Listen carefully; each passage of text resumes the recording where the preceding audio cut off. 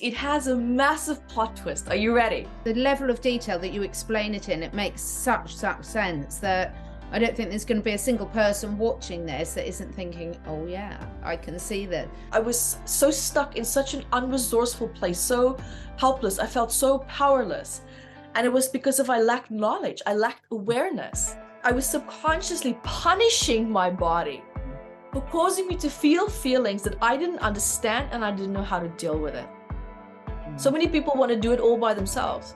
And when you have to go and deal with your darkest shadow by yourself, your chances of sabotaging it is incredibly high. My own breakthrough was that I was avoiding the past. I based my entire life living in fear that it will happen again. People are addicted to a high-paced lifestyle. Why? We're addicted to the cortisol. We are addicted to the adrenaline. I feel powerless to my emotions. That's why a lot of people can meditate. Yeah. Because then they feel.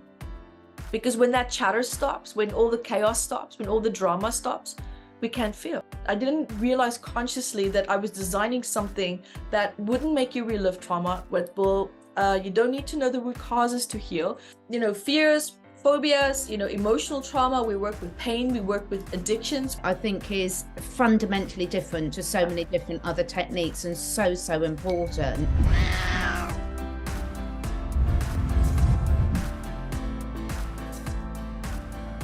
I am so happy to introduce a new guest to my podcast today, Evette Rose. Now, Evette is an author of 19 books. Yes, you heard that right, 19, quite incredible.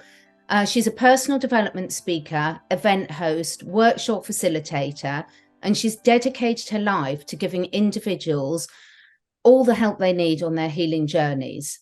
She's the founder of the Metaphysical Anatomy Healing Technique, which we're going to learn lots about today, a transformational approach that empowers people to resolve past traumas and embrace successful and fulfilling lives. Through her compassion, wisdom, natural healing abilities, Evette has become a trusted source of support and transformation for individuals seeking a profound healing and personal growth. Now, I first came across you, Evette, a long while ago, and this is a very well-used book. This big book, you would not believe how much I carry this around for me. And for those of you that haven't got this book yet, you will by the end of the interview. Metaphysical Anatomy, Your Body is Talking. Are you listening? And we are going to be finding out a lot more about this today. But Evette, first and foremost, very big welcome to my podcast. How are you doing today? Thank you so much for inviting me first in. Thank you for the warm introduction and welcome to everyone who's also listening here with us. Thank you for your love, your time, and your energy. And I'm doing actually really great today. Today is Monday and I love Mondays. I love the start of the energy of the week, you know, the anticipation of getting into projects. So today I'm feeling very excited. So I'm glad that we chose this day just energetically for me as well to really dive into this wonderful time with everyone here. So I'm so excited. I can feel the energy. I can feel it. It's amazing. I just wanted to say that today's episode is sponsored by ASEA redox signaling molecules. Now, it comes in two forms, the liquid and the gel, plus there's a huge other product range for us. But why did I start taking ASEA, and why is it now an integral part of something that my whole family, both four-legged and two-legged, take every single day?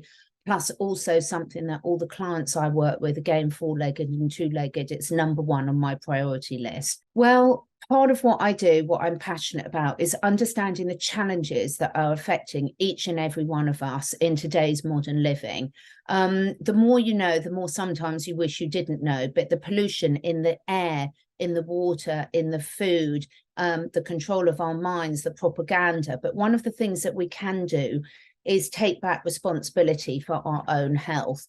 Now, every single cell of our body, whether we're an animal, whether we're one of the dogs in the backgrounds or one of my plants, contain these redox signaling molecules, and cellular health and cellular communication is absolutely key, whether you want to get your body back in balance, whether you want to reverse the aging process, whether you want to address any particular challenges that you've got physically, emotionally. it all starts with healthy cells. If your liver cells are healthy, your liver's healthy. If your brain cells are healthy, your brain's healthy. But just like a mobile phone, most of us have got mobile phones that we use on a routine basis now, but that mobile phone, regardless of whether you've got the latest model, is completely useless without a signal. So what does this technology do? The gel is something that you can apply topically over particular areas of concern, whether you want your skin to look better, whether you've got a cellulite, whether you've got an area that's causing you a challenge. The liquid is something you drink each and every day to top up what should be in your cells anyway. But when our bodies are stressed, diseased, challenged, or as we age, we make less of them. So personally, I wouldn't be without it. My sleep's better, my energy levels are better, my mood's better, my mobility's better. If you want to find out more, the details are below. But I'm so grateful that this came into my life, and I'm so grateful I can share it with others. I hope you love it as much as I do. Let me know. So let's start off, because we haven't had you on the podcast before yet. Can you just give an introduction as to how did you get into this healing journey and helping others along theirs? I would love to, because it has a massive plot twist. Are you ready? So I started out as a child where I wanted to be a lawyer. I wanted to be a crime scene investigator. I loved the mystery of the body and understanding and looking for symptoms and signs and, how do you put things together? Why did this happen? What's a chronological order for someone's behavior by doing that? I really was very interested in understanding the psychology, but from a more different perspective, where I wanted to help people who were victims of abuse, victims of violence, victims of, the sexual abuse and all this type of things. And what was interesting, what at the time, what I didn't realize was that this was a part of me. This was my inner child that was actually seeking my own justice. I was seeking my own answers because of what had happened to me. So my history, just in brief, it also involved a lot of violence. There was a lot of sexual assault. And my dad was, to put it in short, he was a medically diagnosed sociopath. He was a drug addict. He was a very volatile person and man who could emotionally and psychologically not rationalize the way as we as average people would. Like, something goes wrong and I'm like, you don't feel bad about it? My dad felt nothing. So for me, it baffled me to understand, as someone who's meant to be a role model, how are we mismatching each other in mirroring? Like, my mom's the peacekeeper. She was the one that just tried to hold it all together. And I think I'm saying because of her, her influence, her calmness, her love, very spiritual person, but the typical empath that attracted the narcissist, right? So this is a perfect setup, and I'm growing up on this platform. So this was actually where my life really wanted to deep down pull me into, was to become the voice for others who couldn't speak. And I think subconsciously through that, I wanted to speak through myself in a way that made me feel safe, in a way that made me feel worthy, because my worthiness was a really big problem for me that held me back. So as we do as empaths, we live our life and dreams through other people by wanting to sincerely help, but we get lost in that. So that's kind of like where my journey took me. And so I actually studied. I studied my LLB a bit, and I started the private investigator, the crime scene investigator studies as well. Until one day, when I was in my early 20s, I was still in South Africa, right? So I'm from South Africa and grew up in Namibia, but moved back to South Africa, which was tough. I'm pulled into a world where where racism doesn't exist. And now suddenly, there's black and white neighborhoods. We can't talk to each other. And I'm like, well, my neighbor in South Africa, we were baking mud cakes just last week. And now I'm in a country where I can't ride on my bicycle to school. Like, what is this? So for me, it took me back a few steps as well. And with I had to go see a psychologist. I couldn't adapt to this change. So this is where I fell in love with psychology. I'm like, wow, look at these psychologists, and this is really interesting how people are helping each other. And I went to a hospital once. A friend that was living next door was in a very severe car accident. No one was answering, so me and a few other people went together and supported him in this South African public hospital. I mean, you walk in and you just have all these people just lying there because there's not enough beds. It's a government hospital, and they were not doing well at that point.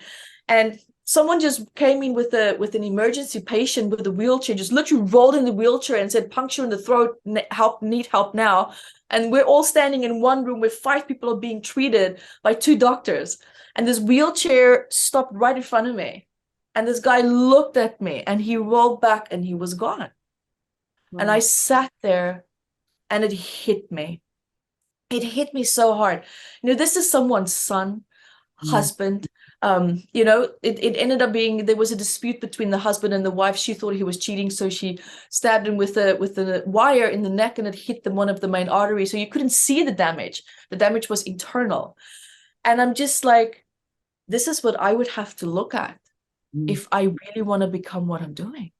And the true reality hit me of what I was studying for, what I was trying to, grapple with and deal with. And I realized that I don't have the heart to do that. I don't have the heart to see this. I would be an absolute emotional mess. And I'm thankful, not for this person that happened to, but this moment, because it made me realize I was stepping into the wrong direction. So I stayed in business studies, and I went to Australia. And long story short, again, at 23, I just had absolutely enough. My life was destructive. I was, abusing alcohol and cigarettes and so many other destructive ways of exercise vigorously to just get the energy and the anxiety out. I had a lot of, psychological disorders and stress, and my trauma was coming out in such distorted ways because it was channeled in these studies. It was channeling, the release of my anger, and everything was coming through in these studies by seeing it as a solution, right? Subconscious solution. Yeah. And now I didn't have that anymore. And boom, that cut when I realized something has to give. There's something going on that I need to look at. So I hit a crossroad where I decided this was going to be it. I was going to end my life when I was 23. And I called my boss 5 o'clock in the morning, left a voice message, hand over all my projects to her, and gave all my passwords. And that was it. And I waited for my partner to go to work, said I was sick. And I Googled how to end my life painlessly. But what was interesting, what struck me, is a message for the first time in my life came forward so strong. It was not I wouldn't say clairaudient, but it felt like a voice, but it wasn't a voice. And it didn't feel clairaudient either, because I have had clairaudient moments now. And I realized now, back then, that wasn't really fully what it was. But someone said, you're asking the wrong question. How about how to be happy? I kid you not, it was so simple. How to be happy. And I typed it in. And now, remember, I was raised Christian. I was raised with a lot of, the God will punish you if you don't do this. God hates people who, cause a sin. You are born with sin. So I'm washed in all this shame and all this God fear-based beliefs. And now I'm seeing Doreen Virtue. I'm seeing Neil Donald Walsh. I'm seeing crystals. And I'm like, so I went from being a Christian to becoming an atheist, and I wrote about this in my autobiography, where I'm like, F you, God, I hate you, all this. Why did you allow all of this? As a 13-year-old, I'm like, what are you? And so it was a very hateful relationship that I had with the spiritual side. And now I'm confronted with having to step back into something that I absolutely hated, that failed me. But I didn't understand it, of course, as well as what I needed to. So I took a deep breath. And then the message came where I was like, screw this, this is nonsense. What is this? And I was very defensive in that moment. But the message came again, and it's like, well, do you have a better option? Look what you're doing. Wow. And I'm like, all right, I'm just gonna put my pride where it needs to be, which is on the back seat. And I'm going to just have to see, where does this take me? Because deep down, I didn't want to go. I didn't. But I was so stuck in such an unresourceful place, so helpless. I felt so powerless. And it was because I lacked knowledge. I lacked awareness. I just knew I was in so much pain, and I knew something needed to happen, but I didn't know what. And I always say awareness of a problem is a problem half solved. Because when you have awareness of a problem, then you at least can start looking what solutions to apply. I wasn't even there yet, right? I was at the point of building the awareness. Yeah. And so so that's where I just dived into this. So 3 months later, long story short again, 3 months later, I'm into crystals, healing work, energy work, and I'm seeing the changes. And I'm like, whoa, this is amazing. And I quit my office job. I partnered up with someone else. We started a company with work that I designed and brought together and worked based on what I felt worked for me. Because everything that we use in life has an expiration date. And, it's kind of like, and it's because you grow. Because every tool and technique out there serves a purpose, and they are fundamentally needed and important. And it helps us to support us as stepping stones. So I hit these stepping stones in these walls as well. And that's why I designed my own process where it can take me a step further to where I personally wanted to be. And it worked. It absolutely worked. And so then, put everything on YouTube, and then the work went viral. And so people ask me, which I know you're probably going to ask me as well, so what was so different or great about what you were doing? Yeah. So the thing is, I went through, and this is where the big plot twist also came in my journey, because I realized what the uniqueness was of it. I didn't realize consciously that I was designing something that wouldn't make you relive trauma, but will you don't need to know the root causes to heal. If you want to know the root causes, then you can jump into this, and there's so many other free references and resources that I have. And you didn't need to know memories of what happened, because I remember a lot of things very clearly. Unfortunately, a lot of the abuse parts, but there's also other parts that I don't remember. And I'm sitting there, and I'm looking at this psychologist and lady that I was working with as a child. She's like, well, if you don't really remember what happened, then that's okay. Well, we can talk about it and stuff. And I'm like, well, what's the point? So okay. I had such an attachment to needing to know what happened in order to heal it. But I realized that that is what held my greatest pain in place. Sometimes we just have to let go of something that we always can't dive deep into, because if we have what's called explicit memories, that's when the brain, your left side goes, the communication line shuts down because of trauma. And then we don't have direct access back to the memory, but your environment could trigger the biochemical memory and response of those emotions. And it comes back, and you have anxiety, you have depression, you have heart palpitations, and you have no idea why, because we can't recall the memory. So what do we do with these people? Did you just say good luck? No, because I was one of them. And so this is why I started to realize in my process and in my modality that emotions is very important to focus on. Because memories, by the fifth time that we try to go back to a memory, the 50% of its validity has changed, because every time the state of mind that you're in, and the way that you recall the memory, and then the way that you file back the memory when you're done, this constantly shifts and changes and adds assumptions and flashes and other aspects to this memory. So the memory actually keeps changing. I think that's a really important point, Evette, for people to realize that, this is one of the things that I just think is so powerful. There's so much about your technique, that the fact that you don't have to go back there and relive it, I think is fundamentally different to so many different other techniques, and so important for part of the reasons you said. But also, about one of the things I love that you talk about a lot is the completion of the trauma, and the different ways that, animals you will see shake and then shake it off, shiver and then shake it off, whereas we don't see that in the humans. Can you talk us through how significant that is in your technique? That is tremendous. That's actually really super important. Now, what's great about the technique is that we don't have to shake, but the body forgot how to complete its trauma process. And that's because what would you do, right? If you, for example, had not a lot of experience with healing work or anything like that, or how to assist a traumatized person. I mean, even the emergency response systems, I hit on their heads quite hard when I was teaching in Germany. And there was actually one person in there from this response team that was just quite interested in the work. And when he heard my theory and reported it back, they started to change how they deal and respond to traumatized victims. Because firstly, what would you do if you see someone hyperventilating? We panic. Oh goodness, what do? Get a blanket, breathe, and it's like, lie down. You interfere with the process. Oh my God, that locks in the process, because the person now doesn't feel safe. Your body will only regulate a traumatic event when it feels safe.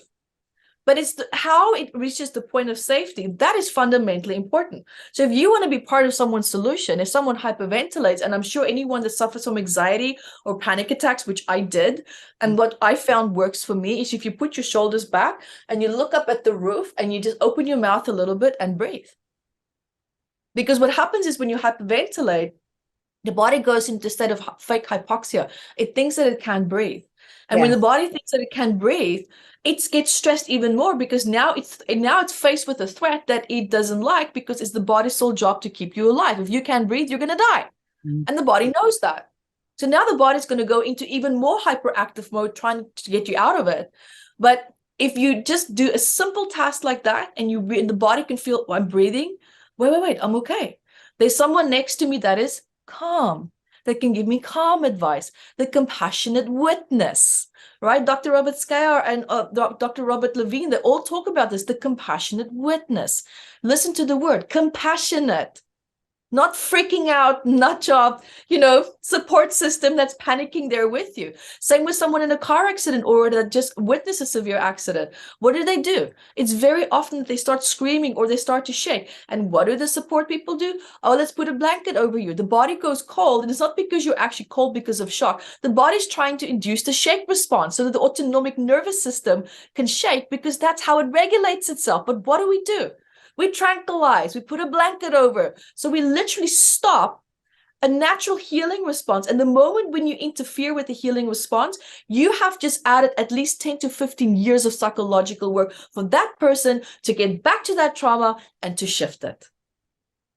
Wow. Right? So this is very, very important. If you don't know what to do, the best thing that you can do is just to stay eye level with someone, neutralize your voice, and keep it very calm. As I'm speaking to you right now, you're in control. Everything is okay. Because if you're not panicking, the other person's going to be like, well, it should be okay. Right? So a neutral voice actually has an effect on the hippocampus. That's our emotional brain. And it has a very soothing effect on the amygdala, which is our panic button. It's soothing. That's why it's almost, I call it like reading a bedtime story to a child voice, right? Because the amygdala has the maturity of a 4-year-old. So it's important, like, what would you do with the 4-year-old child having a massive meltdown or tantrum? Stay calm. It's the same for us, right? Same for us as adults. So I went to a lady that caused me to relive a trauma, because that's how she shifts trauma. Well, that's great. You didn't tell me that.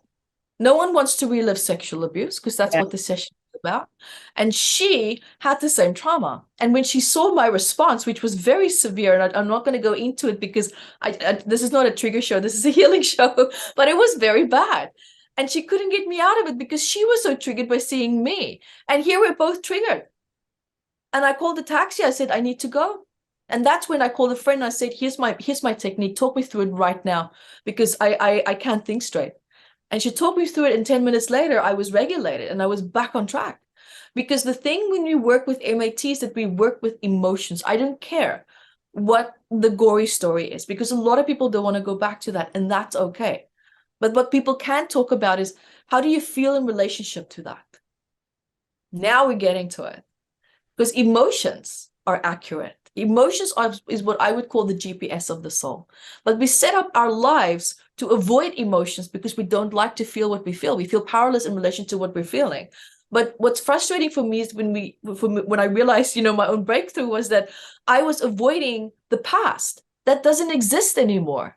But I based my entire life, my coping strategies, based on something that's not real, but living in fear that it will happen again. And I made my future decisions constantly. Every decision that you make in that state of fear is defining your future. So you're building a fear-based future, and most often making all the wrong decisions, because it's not coming from a place of clarity and calmness where you can feel your way through it properly. Because if you can't feel your emotions, your intuition is going to be shut down. So how can you listen to your spirit guides? How can you listen to divine guidance? Period. People tell me I can't connect to my intuition. I'm like, that's nonsense. You absolutely can. What you can do is feel your emotions, because that is what you haven't befriended and seen it as the tool source as an access point to resolve most of your problems. This is so powerful. Honestly, I've been following your work for years, but this is so brilliant, because so many people at the moment, Evette, with the world situation that's going on, people feeling control, not trusting. I'm not going to go too much into it because we're on YouTube and it's very heavily censored, but you know what I mean? Yeah. Trust comes in so many different ways. It comes in a personal level that people have experienced either in this lifetime, ancestral trauma, which you cover a lot of in your book, but it also is sort of this collective trauma. When you said something really powerful about when you have the awareness of what some of the issues are, you're halfway there. And a lot of people are waking up to thinking, wow, life isn't as I thought it was. I don't necessarily have controls over things I thought I do. And they're in this fear response and they're making decisions going forward based in that fear response. So your technique can be applied to all these different areas, can't it?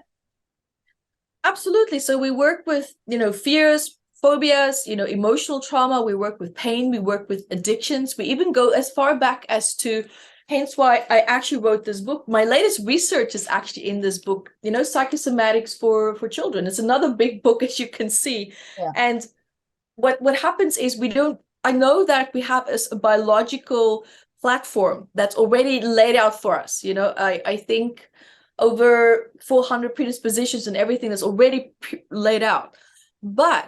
And that's before we even reach, the developmental stages in the womb. But now what happens is, on top of these, characteristics and everything that's being built, your mother's experience plays a fundamentally big role. I spent almost an entire day on just that, because we always thought that the placenta is a barrier between the mother and the child. It's not. It's absolutely not. Research has now blown that out of the water. Mothers who have cancer that gives birth to children with tumors and cancer.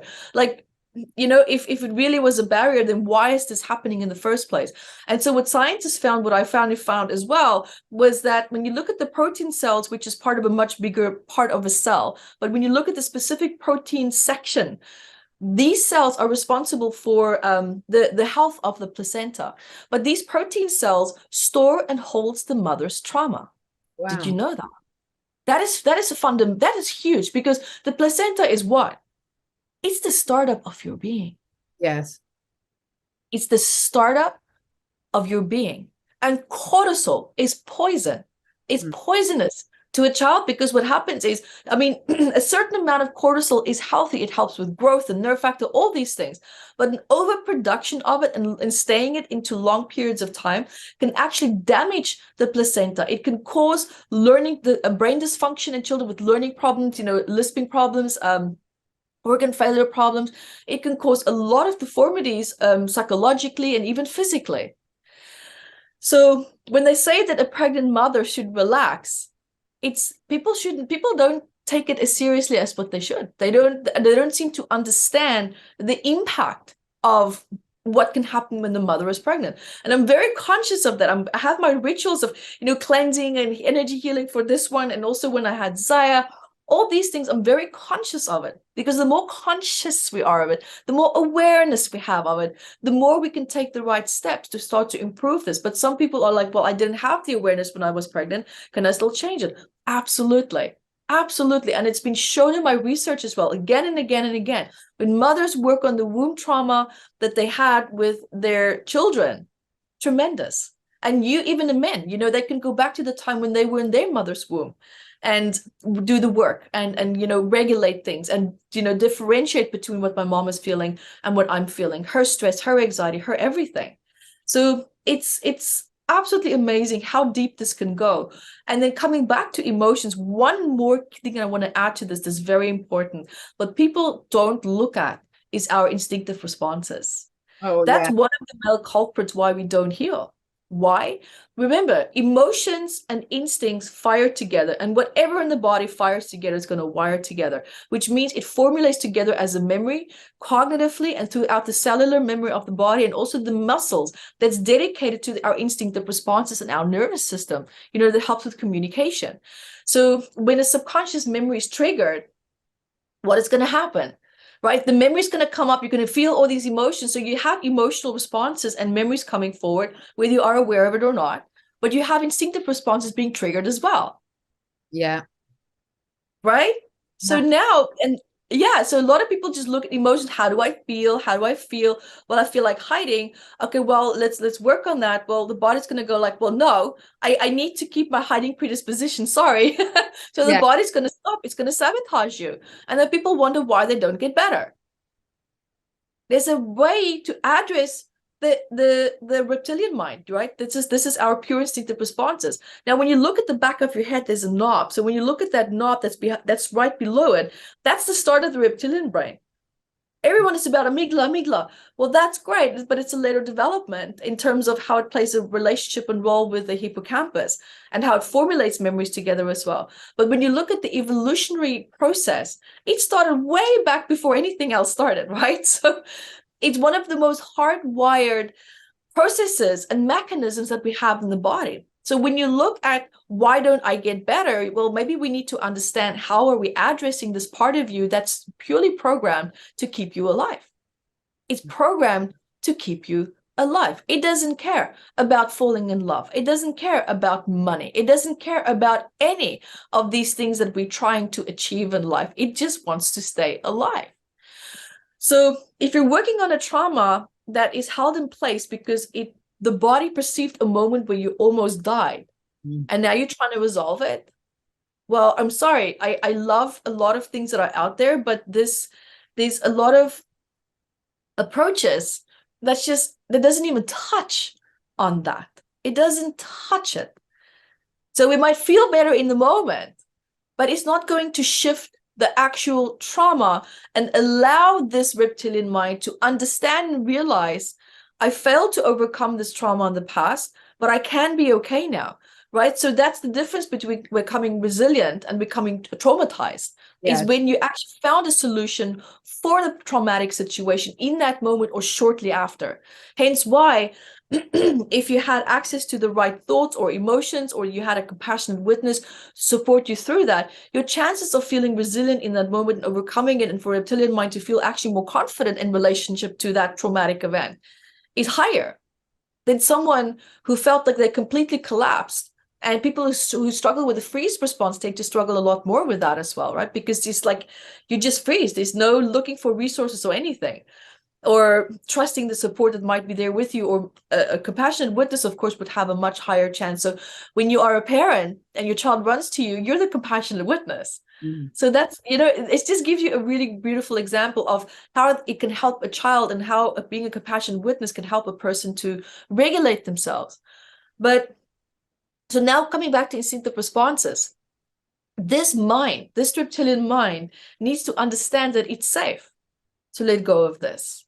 So there's a bit of prepping, there's a bit of talking to it, there's a bit of connecting to it, but also dismantling the relationship that the emotions built with instinctive responses. Because, and I don't care who wants to debate with me on this, because with the thousands of people that I've worked with and the patterns and the algorithms that I've seen, the instinctive response is triggered first every single time. I don't care what you're doing. Whether you're pouring a glass and you nearly drop the glass, or whether you're sitting there and a friend tells you, I don't want to be friends with you anymore, and like, oh, I feel really sad, I feel very emotional, and now you feel like you want to go home, you want to sit in your room, your instinctive response is fired off first, because they are wired nonstop. They've even shown that the subconscious mind, which is also, of course, deeply connected to our instinctive responses and how the body wires and listens all the time, that even when you're in an operating table, this happened in Australia, where, things were said about a patient while she was absolutely knocked out, full-blown surgery, and she could remember it. Don't mess with the body, because it's a lot smarter than what we think it is, right? Yeah, people just can't tune into it, can they? So I think of it, so many people live so disconnected from nature that they've lost all connection to themselves. So most people can't even identify what foods agree with them and what people don't. And, let alone sort of anything, well, that's pretty much a survival instinct, isn't it? Anyway, so how do you start that process of people reconnecting in to themselves, their intuition and their instincts? Firstly, we have to befriend our emotions. And realize, because now what we have wired ourselves subconsciously with is that I feel powerless to my emotions. I feel helpless when I feel. I don't like to feel. That's why a lot of people can't meditate. Yeah. because then they feel. Because when that chatter stops, when all the chaos stops, when all the drama stops, we can't feel. And what happens is people are addicted to a high-paced lifestyle. Why? We're addicted to the cortisol. We are addicted to the adrenaline. Why? Because it gives us a high, the blood flow vessels are wide open. We feel the rush. Pupils are dilated. The brain is thinking more clearly. So we actually start to associate anxiety and drama with alertness and performing. That's why a lot of people who procrastinate, who leave things to the last moment, and then they panic, and it's blah, blah, blah, blah, and then suddenly they get everything done, and then they have a breakdown because they can't keep up that pace over a long period of time. Or we live our life in a way where we might work really hard, but we feel like we're doing actually okay. I'm exercising, I'm eating all right. But then suddenly people come to me and they go like, Evette, well, I suddenly started insomnia, and now I have anxiety, and now I have depression, but my life actually feels really great. And that's because we've wired this path. Like if you look at a cornfield and you walk a path every day, you start to see that path because the path becomes so clear, and you start walking through it much faster because you don't have things to clear out of the way. The mind works the same when we adapt to a certain behavioral pattern. Like we get to the end result much faster, which could now be the reward, but also then the anxiety. So with the faster we get to the reward, it's like, well, now it's wearing off, the excitement's gone. Now I need to figure out something else. What else can I do? What else chaos? What other drama can I create? So over time, we subconsciously start to get addicted to this toxic way of life, right? All these fake, false endorphin releases and rewards is happening. Yeah, it's a toxic way to exist. But then we also have the other flip side, where we have people who would get stuck in behavioral patterns to avoid feeling certain emotions from the past, right? So because if, for example, if you look at a plant that has been in the desert and it hasn't had rain and it's about to die, and you give it a drop of water, wow, it's like, because the contrast of in relation to what I've had all this time, which was the stress, and now there comes the relief, but the drop in reality is 5% of what your true reality is. But in that moment, that drop feels like the 95%. And so we set up our lives to get back to that 95%. So we end up chasing something that is not even that important or that relevant, because we're looking for that instant relief.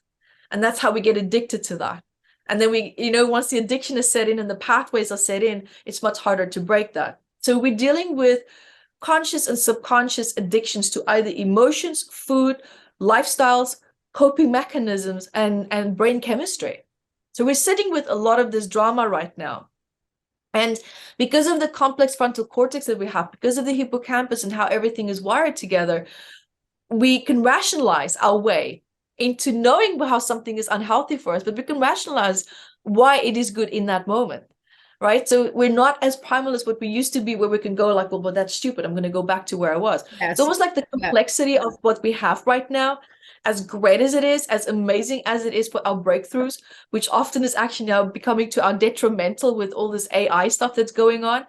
And I'm like, well, we need to use this intellectual side that we have and build common sense around it, because we're literally just being led by what we want and how that instant gratification is going to make us feel. So the first step is to befriend your emotions, because the biggest problem that we have right now, and that's why I love the book, The Body, it's all about the body and feeling, is that we made a negative association with the body.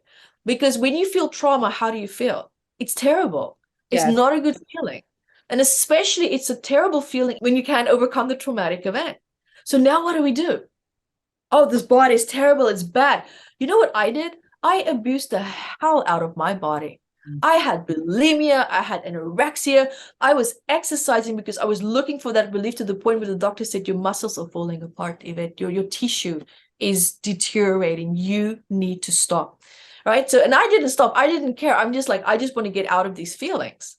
So I went on the self-destructive path where I was subconsciously punishing my body for causing me to feel feelings that I didn't understand and I didn't know how to deal with it. Firstly, what happens is, and I think when you feel something and you don't understand it, is be okay with not understanding. But feel hopeful that there are people out there who can help you to understand it. That's the good news. We're not as unresourceful as what we think we are. Now, shame plays also a very big role, in relationship to asking for support, because what is, first of all, your relationship with support? Do you feel comfortable asking for support? Were you shameful asking for support in the past? So many people want to do it all by themselves.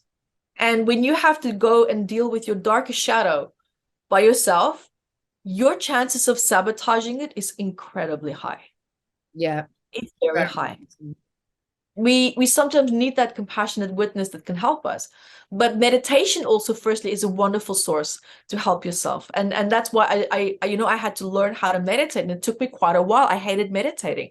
I hated that voice and those feelings that came up. And I'm like, God, I don't know what to do with this. What is this? And I'm like thinking of, oh, I'm going to go have a glass of wine. I'm going to go do something else, have a pizza or watch a gory movie or something that can get me out of it. Or a funny movie, whatever. So we need to understand that if you are in pain, your body is in pain. And the body can only support you with the tools and the permission that you give it to. Reason why is because what do we do when we see someone crying? Oh my God, here's a tissue. Oh my God. When people do that, I just want to hang my head, because that's a trauma cycle trying to complete itself. The body's trying to regulate itself. And now if you shove a tissue in someone's face with as the much love and compassion as what you meant by that, you just disrupted the cycle. Now that person has to somehow find a way to come back and deal with that. Instead, ask the person, what do you need right now? Because the moment when they express what they need and there's a solution to it, that is how you become resilient, not by forced support. And we don't understand that. Secondly, when we cry as a child, maybe we were smacked or beaten up. I was smacked to the oblivion. My dad was a very violent man, and he didn't tolerate or understand a child that couldn't regulate themselves. Yeah. So, and now when you look at this, what does the body associate with crying? Shame, trauma, stress. How messed up is that? We associate trauma with the very thing that's meant to release trauma. That's why people say, well, Evette, if you say that, then why is it that I'm always crying and I don't feel better?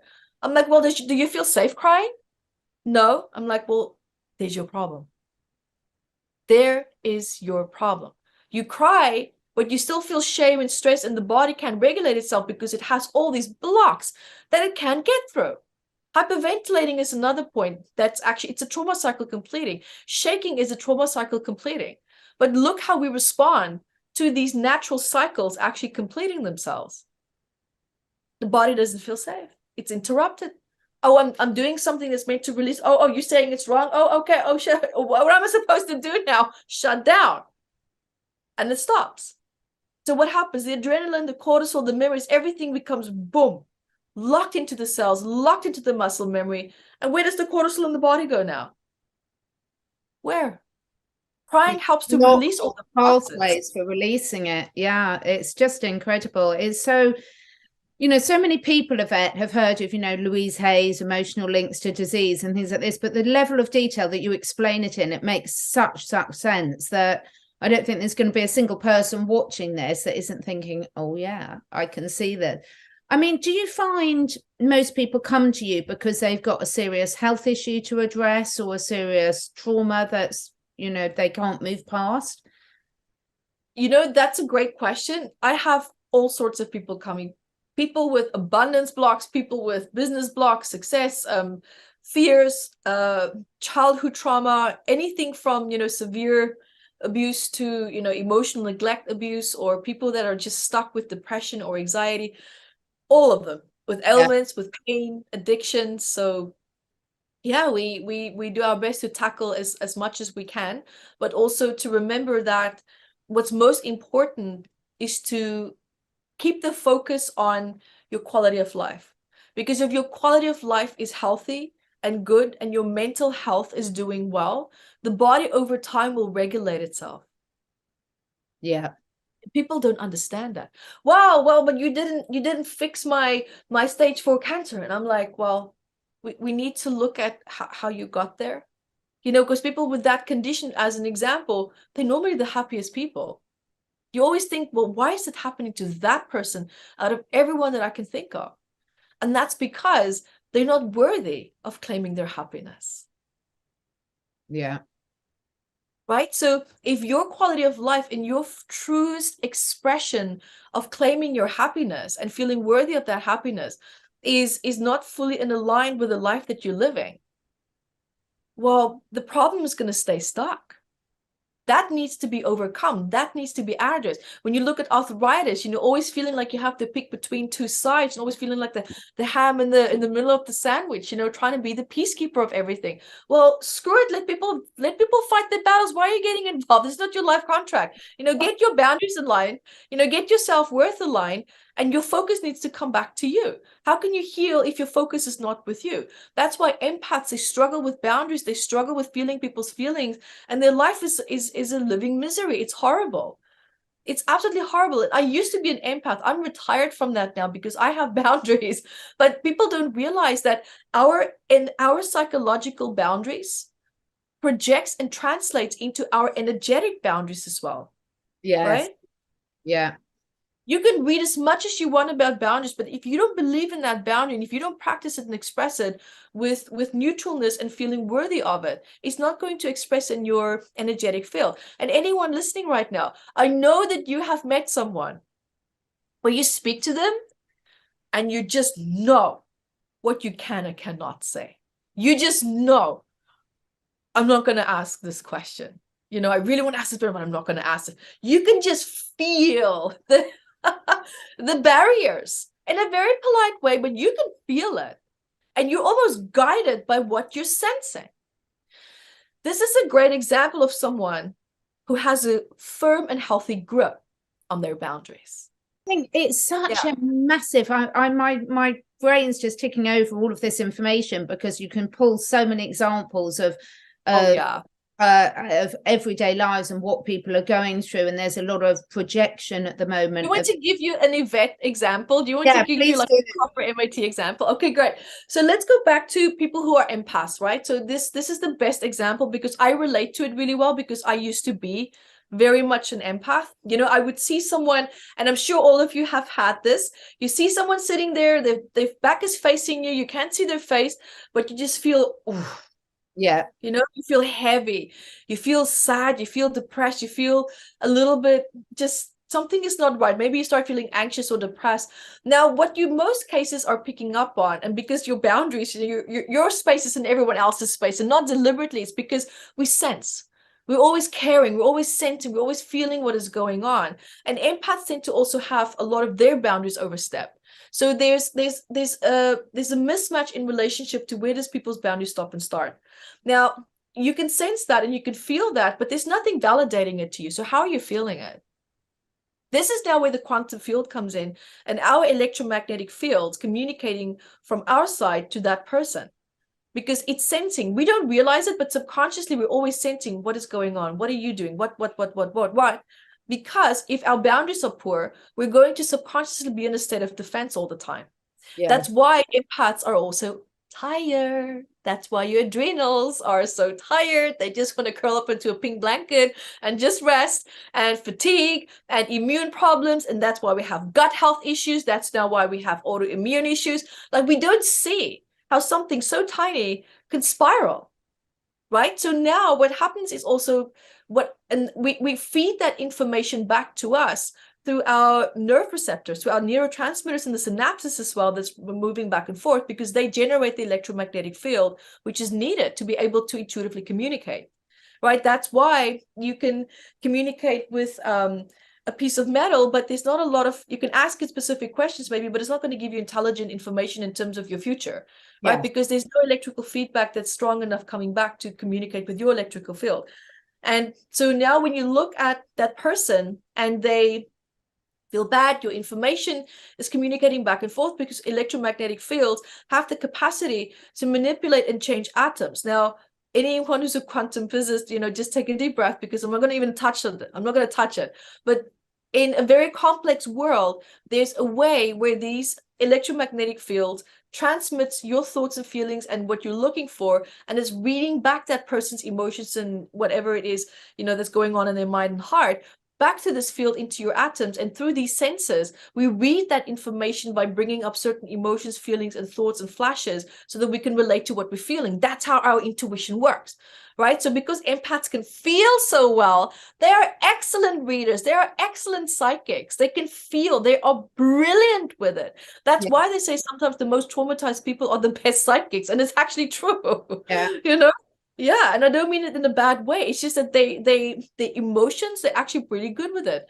But now, of course, you have people who are very shut down because of their trauma, and they will struggle. They most often struggle with their intuition, sensing, and seeing, and all these aspects.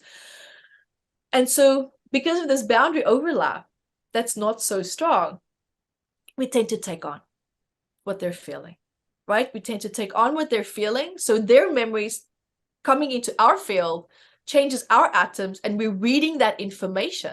That's why it's important to do energetic clearings and space clearings to get this energy out of your atoms, because we don't want to stay connected to that. But now, if you have good boundaries, you can still be connected and realize that person's feeling harmful, but your boundaries can actually propel and actually push out any negative memories from staying with you, because it's not mine. It's not mine. And your field translates that. We don't understand and realize how incredibly intelligent this electromagnetic field is, because not only is it a projection of us and our thoughts, it can handle commands. If you yourself understand the command. That's the difference. Brilliant. So I hope that helps. That's a really great example of how it works, and how we can also feel all these things, but how your state of mind and your mental health can play a very good role, a potent role. Like when I travel, and to this day, when I travel, and especially if it's a long flight or it's long travels, the moment wherever I land, that first day, I don't leave my hotel room. I don't leave my apartment or wherever it is that I'm staying. I don't want people around me. I don't want to speak to people. I don't want to interact with people. It's room service on the phone, and that's it. And the reason why is because when you're also chronically tired, or you are over burnt out or exhausted, your boundaries are automatically affected. I notice that I get into spit spats with people when I travel, and I'm adjusting, my energy field is adjusting to the place and to people. Of course, I plug myself into the grid and I do my thing, but I can feel, because of the exhaustion, my boundaries are not as good. Yes. And I always attract people who push my buttons, and a lot of people who might know me, I have a filter, yes, but I'm going to let you know how I feel, so, and especially when I'm tired, I can sometimes be a little bit rude. I'm not perfect. I can be snappy. I can be sometimes a little bit over defensive, but it's because I feel psychologically exhausted, and that reflects also in my boundaries as well. It reflects in my energetic boundaries. So people can sense that, right? So, and people often respond to that as well. So it's not that they're mean or bad people. They're just also responding to me. And so I go out the second day, and then everything is perfectly fine. I've just, I've been to 43 countries, and I'm an observer. I watch patterns. That excludes cities. I think the other day I threw out like 400 flight tickets. And, that's between, places here, there, and that. And the pattern is so obvious now that it's indisputable to me personally.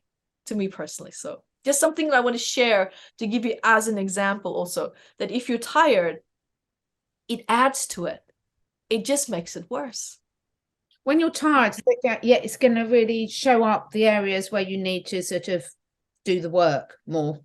So we hear so much about, how we all attract our own reality, about how we've got to do the inner work. The greatest way we can be a change to the greater collective is to work on ourselves. And this makes such perfect sense. Why? Because if we're not doing that work ourselves and don't have our own boundaries in order, we can't possibly help I want to add to something what you said there that's so important. And I want to say this to anyone listening that have been a victim of abuse and someone who is struggling. When you said there that, how we create our reality, there's so much truth in that. But something that I also want to add as an example of how we as humans with lack of awareness is creating damage. Because even though we are creating our reality, I'm going to give an example. I'm going to do this. So sometimes when I talk to someone and suddenly this person just triggers me and they've done nothing wrong, nothing. And I feel like I want to snap at them. And when I look at them and I read the body, I'm like, and I'm realizing, wow, I was about to reflect her mother. I was about to reflect this person's mother, because that person was in an emotional state where she felt vulnerable. She said something, and subconsciously the inner child was expecting the mother to scream and shout at her right now. And that was about to pull that experience out in me towards her. But because I had awareness and I realized, forget about the reading that I did. Let's pretend that I couldn't do that. But if you have awareness and emotional intelligence to recognize that how I am about to respond is not in context with what is happening right now, and to stop that, that is our responsibility as the responder. Yes. Right? Yeah. So, was she about to create her reality based on her trauma? Absolutely.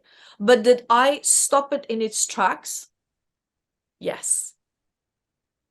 That's Emotional intelligence, I can't tell you. And this is why awareness of why we feel, how we feel, and the reactiveness that we sometimes have, question why you feel how you feel. Question whether you are about to respond in context with what is really truly happening. Is this really matching my circumstances? If the answer is no, then you are playing into someone else's reality that they are about to create. And I think as compassionate witnesses, as compassionate human beings, if you choose to be that, then we need to be part of their solution and not feed into that. And let them understand that they can have a moment where they feel vulnerable, they are triggered, but they can be safe in that moment. Because subconsciously, they are expecting a response that's going to be upsetting or traumatizing. And this is what emotional intelligence also taught me. This is something where this awareness, I cannot tell you how important this is. Even if you're not interested in healing, this simple advice that I gave you, this can change the world. It really can. Look at politicians. Look at how they're reacting to each other. Yeah. They play the mommy and daddy issues out and the whole world's paying for their bullshit. I'm sorry, but that's really what's happening. If they had the emotional intelligence to understand, well, if this person does that, this does that, is my response, correct in relation to what's really happening? We know what's happening up north. I want this, but I can't have it. So now I'm going to hurt you. I'm going to destroy you. Look what's happening there. We all know what I'm talking about. Yeah. That's a 4-year-old's reaction. Like that's really sad. That's tough. It's hard to see that. But this is what's happening, and this is what's lacking. And now these leaders are showing people how to act and react in a moment when you can't have what you want. Oh my God. I know. It is so true that when you see it, you can't unsee it. And I think, I've heard you talk before about this, how crucial it is to understand whether you're really picking up, reacting from an intuition point of view or from a past trauma. And that is so tricky for some people to recognize when they haven't even asked themselves that question. I agree with you. But even I want for anyone in that moment, when they find themselves in the moment of confusion, ask yourself, is my reaction in context with what's really happening? Yeah. Really, I can't emphasize that enough, because that is going to be your biggest breakthrough. Love it. Absolutely love it. That's how you're going to know my past is now being tapped on, or maybe I am playing into someone else's wounds. Do you want to be part of the solution or part of the problem? It's probably the most important question people need to ask themselves now, and how they're reacting. Because by everyone just asking themselves that question, Catherine, if 7,000 people can do that and practice that on a daily basis, we're shifting global consciousness. Did you know that? Yeah, completely. And this is so real. I mean, you know, people talk about this as an abstract idea, but it's so not. And it's actually, for those scientists out there, although I think there's a lot of people that are moving away from just trust the science, this is demonstrable. This is provable, and you can see it by the way that we interact with animals. I mean, my horse is my best teacher, because if I'm in a mood and I'm denying it to myself and I go into his energy field, he's like, get away, sort yourself out, and then come back in. I had a show horse career. I had my own horse too, and I understand exactly that dynamic that you just explained. Yes, and it's very true what you just said. It's beautiful. I'm so lucky, you know, the animals, all the animals, the cats, the dogs, the horses, guinea pigs, rabbits, they all show you in different ways. You know, a predator animal will reflect back to you in a completely different way to a prey animal. And in fact, I could literally talk to you forever, but this is such amazing information. I really just want to finish off by, you provide so much information. Not only 19 books have you got out there for people. I mean, it's an absolute must. I would say, you know, this Metaphysical Anatomy. I mean, I just look at this. You can see how many tabs I've got in here. I look at it all the time. You're not judging. Yeah. How can people connect in with you? And you've got so many resources. Talk us through the resources you've got available to people. I love it. So I love to also help people as much as possible. There's a lot of people out there who are scared to ask for help or who cannot afford it. So in my MAT membership, matmembers.com site, I have tremendous amount of courses that are free that can help you work through emotions, especially when you go to guidedhealingsession.com. It will take you 2 steps to get to a healing session that's like half an hour long, that can help you to meet your emotions and start to shift it. I have, you know, a lot of self-paced online courses about overcoming codependency, overcoming narcissistic abuse, how to overcome, so also how to find your purpose. Like, this is a really big one for a lot of people, especially when trauma knocked you off your path. Where do you even begin? How do you get back to that? Next month, we actually launch How to Release the Shadow Within. And this is a brilliant course, and it's a certification course also for people who are just beginning, people who are just meeting their emotions, people who, like, it's trauma work for beginners. It's very gentle introduction. And where people can go from there if they want to is the Intuitive Body Workshop. That's a 1-day workshop where you learn how to read the body like a book. It's so cool. You actually don't need this book to come. So you can just come, and we're going to show you and teach you, how does the body work? How does the science of the body work? So if that is something that interested you today, you're going to absolutely love that course. And what you can do after that, if you want to, we have the MAT level 1 healing course. So that's all the healing work and research based on this book, 2.5-day course. There we go deeper into how to release the trauma, how to release the memories, how to work with pain, how to work with all these aspects in the body. And then of course we have MAT level 2, which is 5 days as advanced. Now we really go deep into the brain chemistry. We go into the nervous system. We go into all of these parts and aspects that we heal and release. And then of course level 3 and 4 and so forth. So we go on with that. And my YouTube channel is a wealth of resource for all of you, just to, you know, go through it, eventvideos.com. So if you guys just want to learn, you just want to understand a little bit better, you'll see the playlists, so you can pick what kind of like stands out to you. And you know, Catherine also says that I'm an author of 19 books. So there's 2 sides of my personality. One is the healing Evette of the psychosomatic, you know, queens. But then I also have a fun side to me where I love to heal with humor. Because when we work with trauma, I notice there's 2 audiences. One is the people who need to have a certain experience, right? They're very into it. They're still going through the pain of it. But there's a lot of people who want to address the pain, but they need a lighter approach to it. So I actually created, I don't know if you saw my books, if you have a look at it. Yeah, brilliant. Yeah. So I started this series called Unfuck Your Life, because people sometimes they need to laugh. And why? What happens when you laugh? You feel safe, you feel comfortable.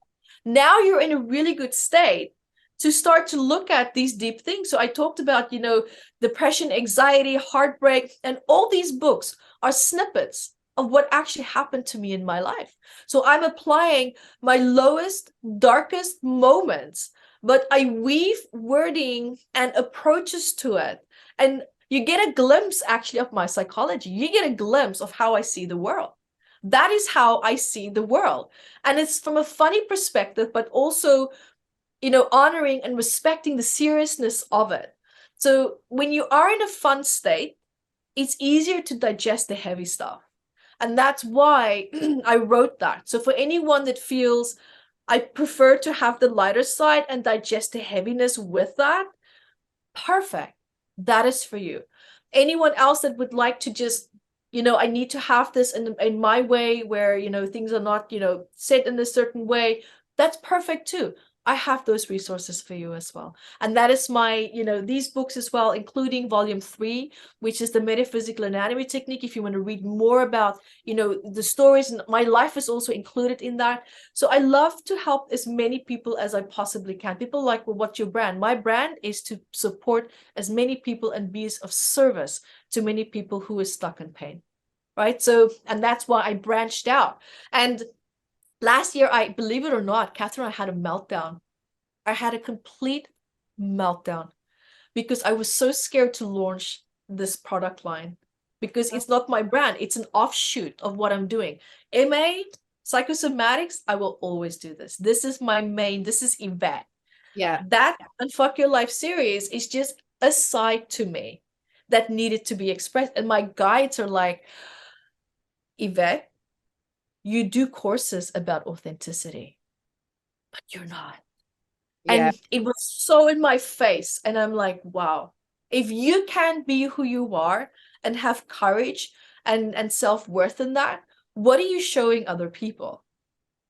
And I closed my eyes and I sent the email and I said, publish. And I did it. I absolutely did it. It took me 10 years to publish that work.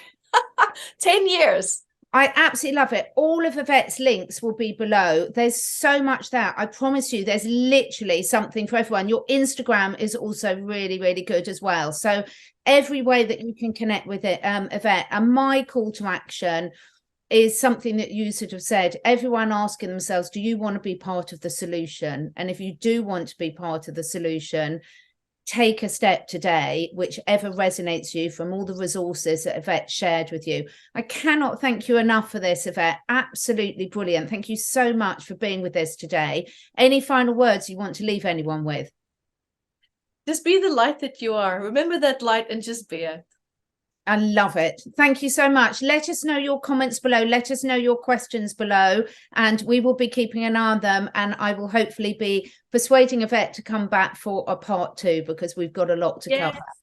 Love Catherine, it. I'm happy to help you answer the comments as well. If you just let me know where they are, I'm happy to help answer people's questions. That's so helpful. Thank you so much. Thank you for watching, everyone. Bye. Thank you. Bye.